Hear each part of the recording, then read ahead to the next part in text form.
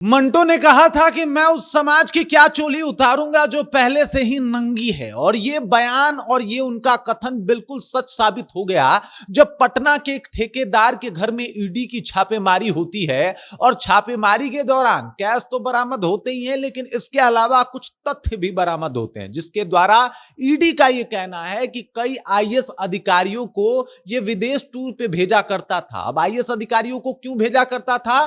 क्योंकि इसके बदौलत उसे बहुत सारे जो है वो प्रोजेक्ट मिल जाया करते थे, बहुत सारे कॉन्टेक्ट मिल जाया करते थे, बहुत सारे काम मिल जाया करते थे, और इससे उसके कंपनी को बहुत सारा फायदा हो जाया करता था। अब देख लीजिए, मतलब इस काम में संलिप्त कौन था? कोई आईएएस अधिकारी, और एक नहीं बल्कि कई आईएएस अधिकारी। अब देख लीजिए ये कहावत कितना सटीक बैठता है। और इससे एक बात तो और पता चल जाता है कि साहब 14-14 घंटा पढ़ाई करके कोई आईएएस अधिकारी तो बन सकता है, लेकिन एक अच्छा और एक सच्चा इंसान शायद उसके बाद भी नहीं बन सकता। मतलब वो और ज्यादा कठिन है। पूरी कहानी क्या है, चलिए इसको समझने की और जानने की कोशिश करते हैं। आज आपको कुछ इन सच्चाई से भी हम आपको रूबरू कराएंगे। आपको भी सच सुनने का बड़ा मन होता है, तो चलिए बता देते हैं कुछ ऐसी सच्चाई जो आपको जानना भी चाहिए। चलिए जानते हैं, इसको समझने की कोशिश करते हैं। लेकिन उससे पहले मेरा परिचय जान लीजिए। मेरा नाम है रजत और आप जनता जंक्शन देख रहे हैं। सबसे पहले आप इस तस्वीर को देखिए, और तस्वीर में जो आपको ये शख्स दिखाई दे रहा है,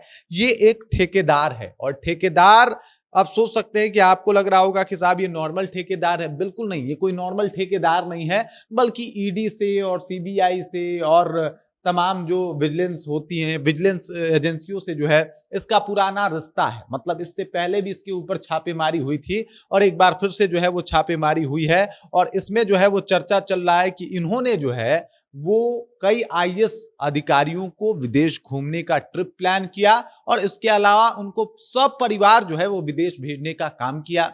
इसके अलावा एक अधिकारी के घर का पूरा बगान का खर्चा जो है वो इन्होंने संभाला, और उनके घर में पेड़ लगवाने का भी काम किया। वैसे तो पेड़ लगवाना पुण्य का काम होता है, लेकिन उस पेड़ लगाने के बदले कईयों का जीवन खत्म कर देने वाला अगर काम करना हो तो शायद वो अपराध की श्रेणी में आता है। अगर आप सिर्फ इसलिए काम करवा रहे हैं कि भाई साहब इससे हमारा फायदा हो जाए, तो ये पेड़ लगाना पुण्य नहीं, कभी कभी पाप भी हो जाता है। और ये कंडीशन पे जो है वो चीजें देखने को मिलती है। अब देख लीजिए, पटना में ठेकेदार है रिशु श्री, ठिकाने पे जो है वो रेड है, और कैश जेवरात इनके यहां से बरामद हुए हैं। आपको बता दूं कि पटना के ठेकेदार रिशु श्री के ठिकानों पर छापेमारी लगातार जारी है। आईएएस अधिकारियों की विदेश यात्रा में ठेकेदार का हाथ, मतलब ये जितने भी इनके संपर्क के आईएएस अधिकारी थे उनको विदेश भेजने का काम करते थे, और उनको घुमवाते थे, उनके परिवार को जो है वो घुमवाते थे, और कोशिश करते थे कि साहब उनको जो है वो खुश करके रखें। वो खुश रहेंगे तो हमें नए नए कॉन्ट्रैक्ट मिलते रहेंगे, और इस नए नए कॉन्ट्रैक्ट के बदौलत मोटी कमाई जो है ये करते रहेंगे। और इसी वजह से जो है इनके घर पे छापेमारी भी हुई है। अब मजे की बात यह है कि इससे पहले भी इनके यहाँ छापेमारी हुई थी, और इस दरमियान भी जो है इनके आवास पे बहुत सारे पैसे जो है वो बरामद हुए थे। उस दौरान 33 लाख रुपए नगद और महत्वपूर्ण दस्तावेज जो है वो बरामद किए गए थे। अब देख लीजिए, यहाँ पे इनके ऊपर जो है वो है कि सरकारी टेंडर और घोटाले में, सरकारी टेंडर में हेरफेर और उसमें घोटाला करने का आरोप है, और इसी को लेके ईडी जो है वो छापेमारी कर रही है। पटना के मीठापुर स्थित कांताराम सखी क्लेव में ठेकेदार रिशु श्री के फ्लैट पर 8 सदस्यीय टीम ने छापेमारी की है, और रिशु श्री पर सरकारी टेंडरों में हेराफेरी कर अपनी कंपनी को फायदा पहुंचाने का आरोप है।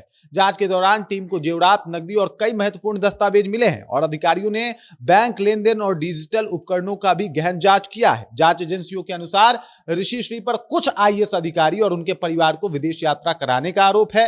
पहले की जांच रिपोर्ट में यूरोप और ऑस्ट्रेलिया ट्रिप का खर्च उठाने की बात सामने आई थी, और बताया गया है कि सरकारी टेंडर दिलाने के बदले कुछ अधिकारियों की यात्रा और ठहरने का खर्च जो है वो ठेकेदार के द्वारा वहन किया जाता था। जांच के एक अधिकारी के आवास पर बागवानी में लाखों रुपए खर्च किए जाने का मामला भी सामने आया है। तब सोच सकते हैं आप, ये तमाम अधिकारी जो है इनको इसी सब के बदौलत लगातार टेंडर दिया करते थे। और ये बात जब सामने आई है तो आप समझ गए होंगे कि बिहार में टेंडर का खेल कैसे होता है। बिहार में किस तरीके से आईएएस लेवल के अधिकारी भी इस लालच में कि हमारा परिवार विदेश घूम लेगा और इसमें हमारा एक पैसा खर्च नहीं होगा, इस तरीके के काम करते हैं। अब जाहिर सी बात है कि ईडी ने आईएएस अधिकारियों का अगर जिक्र किया है तो कुछ आईएएस अधिकारियों तक भी जो है वो हाथ पहुंचेंगे, लेकिन वो हाथ पहुंचते हैं या नहीं पहुंचते हैं ये भी देखना काफी अहम होगा। या बस सिर्फ आईएएस अधिकारी, उन लोगों का तो नाम का ऐलान भी नहीं हुआ जिन लोगों का नाम आया है, तो कम से कम ईडी को ये भी खुलासा करना चाहिए,